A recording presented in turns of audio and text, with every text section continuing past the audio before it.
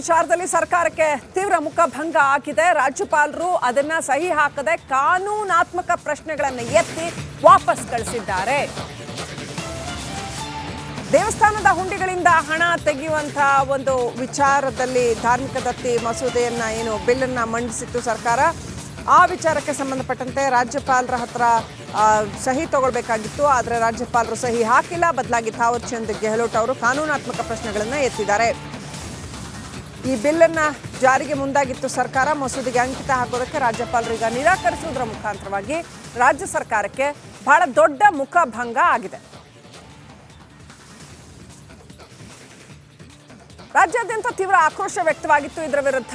CM Siddaramaiah ಮತ್ತು ಸರ್ಕಾರ ಮಂಡಿಸಿರ್ತಕ್ಕಂಥ ಈ ಒಂದು ಬಿಲ್ ಏನಿದೆ, ದೇವಸ್ಥಾನಗಳ ಹುಂಡಿಯಿಂದ ಹಣವನ್ನು ಸರ್ಕಾರ ತೆಗೆದುಕೊಳ್ಳುವಂಥ ಬೇರೆ ಯೋಜನೆಗಳಿಗೆ ತೆಗೆದುಕೊಳ್ಳುವಂಥ ಒಂದು ಬಿಲ್ ಇದು. ಅದನ್ನು ಮಂಡಿಸಿತ್ತು. ಅದಕ್ಕೆ ಸದನದ ಅನುಮೋದನೆ ಕೂಡ ಸಿಕ್ಕಿತ್ತು. ಆದರೆ ರಾಜ್ಯಪಾಲರ ಅನುಮೋದನೆ, ರಾಜ್ಯಪಾಲರ ಅಂಕಿತ ಬೀಳಬೇಕಿತ್ತು. ಅದಕ್ಕೆ ರಾಜ್ಯಪಾಲರು ಕಾನೂನಾತ್ಮಕ ಪ್ರಶ್ನೆಗಳನ್ನು ಎತ್ತಿ ವಾಪಸ್ ಕಳಿಸಿದ್ದಾರೆ.